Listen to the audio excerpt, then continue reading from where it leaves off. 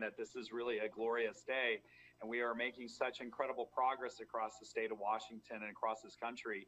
And we are absolutely working in the right direction. And so I just wanted to start by saying thank you to all of you, but also recognizing where we are going and how successful we have been thus far. But we are nowhere near out of this pandemic. We are still have a lot of work ahead of us. But I will tell you, in the last several months, we have made incredible amount of progress. And I just want to thank again all of you, our media partners, for being on with us every single week. We know this is not easy, and I really want to thank all of you for championing the messages to our community members. I also want to thank Reverend for joining us today. It is an honor to have you. We had the opportunity to visit with your team at New Beginnings Church yesterday, and we're going to talk about that as well. And what I loved about the vaccine activities and efforts that your team was engaged in was that every time somebody was getting vaccinated, they would come through, and we were having a conversation. All of a sudden, people started clapping and applauding, and we didn't know what was going on. So every single person that gets vaccinated, they get a standing ovation. And, I think that is incredible. And of course, I had to whoop it up a little bit more because as Secretary of Health, I wanted to bring a lot of energy. So I just wanted to say thank you to you and your team. Let me start with some additional trends on where we are. As we know, all counties moved to phase 3 of the reopening yesterday as disease activity continues to show either flattening or decline statewide. This is something that's really critical for all of us to keep in mind. We do know that COVID continues to afflict communities across the state of Washington, and we have had over 424,000 confirmed and probable cases of COVID-19, and unfortunately over 5,650 deaths. And I think that is really something that we continue to watch, continue to monitor, and that really does concern us, that this is a disease that has really taken hold in our nation, and we've got to do everything we can to continue to fight it. Transmission continues to decline, but we're still seeing our R coefficient close to 1 at the end of April. We want to continue to see that below 1 for a substantial period of time. And certainly we are seeing the decline and flattening and decline in case counts and hospital admissions statewide that began in early May, which is the reason that Department of Health made the recommendation to the governor's office, and Governor Inslee, as you all know, went ahead and made the adjustments on the reopening plan as was highlighted last week. Declining and flat trends in most counties is critical to the work that we're doing, and we want to make sure that people do not forget all the practices that go in place to getting us here, which includes making sure if you have been exposed to someone with COVID-19 or have symptoms, you get tested, and certainly all the 3 W's that really continue to be part of this, although there have been adjustments on wearing the mask outdoors, especially, and also for indoor wearing of masks. But we really want to make sure that people still do everything they can to continue to help drive these case and hospitalization trends either flat or what we want to see is downward. So the case rates and hospital admission rates are declining or flattening across all ages. And if we could show that graphic up one more time, I want to just make sure that everybody is seeing the same thing at the same time about what we are hopeful for will continue in the state of Washington. As you can see here that this, not this one, the one before this.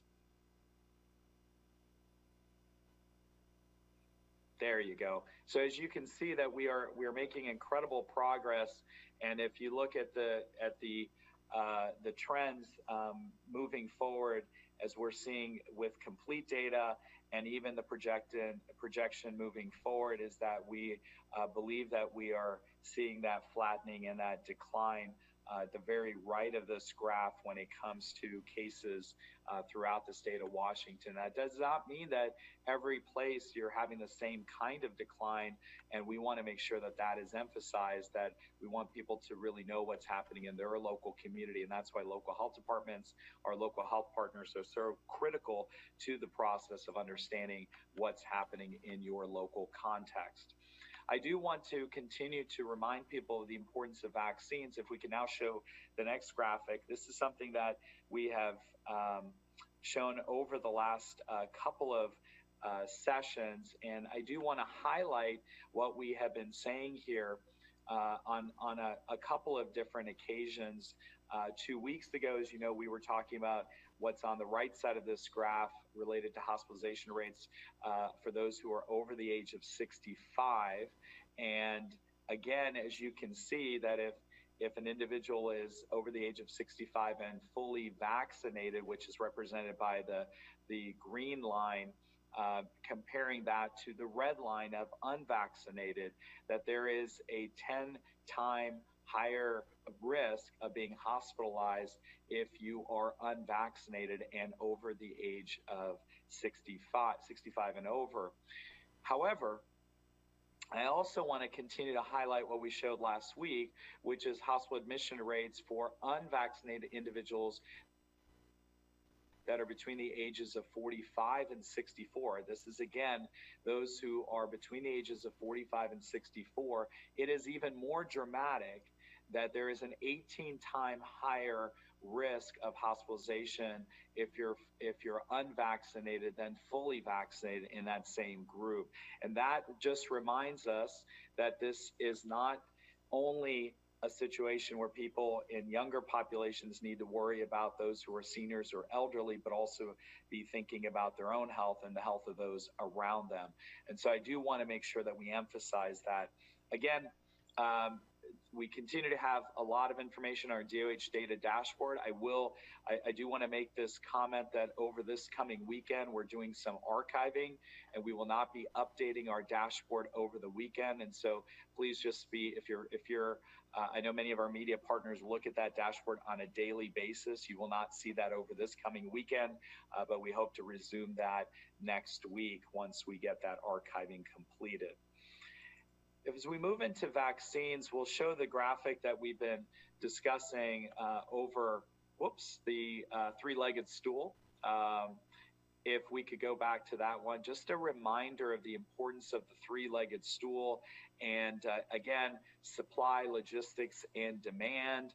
We do believe that we have adequate supply for the demand that is within the state of Washington, that if you are someone who wants to get vaccine and are eligible to get vaccine, meaning ages 12 and up, you are able to get vaccine and hopefully very close to where you live.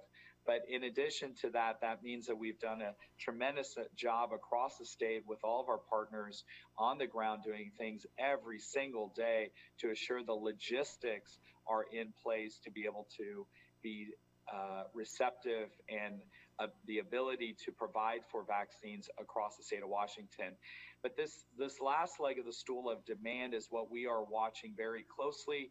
We are seeing that variability in demand, whether it's softening of demand in some communities or whether it's declining demand in other communities, or whether it's just the demand has been variable in other communities. We are watching this closely and certainly doing everything we can, not just for mass vaccination efforts, but pivoting towards more focused actions that are going to allow us to get into communities and really approach the actions in a very robust way, but also community by community and really working with our partners.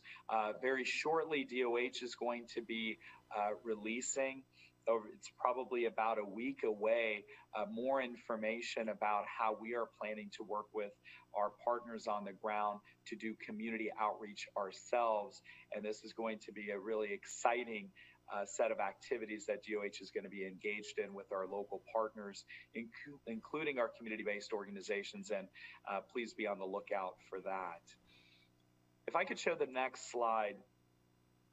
This is really about the progress that we're making. And I know Michelle Roberts is going to be talking about this in more detail. So I'm just going to give a very high level look at this that, we have really administered over 6.3 million doses and counting. I mean, it's very possible that we're already at 6.5 million doses by the time I'm giving these remarks right now.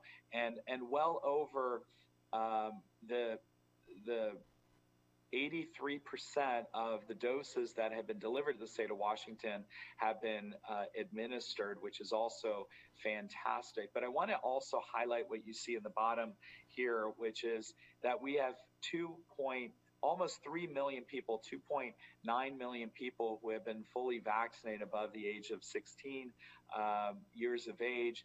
And we have this really translating to almost half of our population that is fully vaccinated. And I think that is really a testament to the work that we are doing. But we want to continue to move forward in a way that we do not slow or lose the momentum that we have built over the last several months.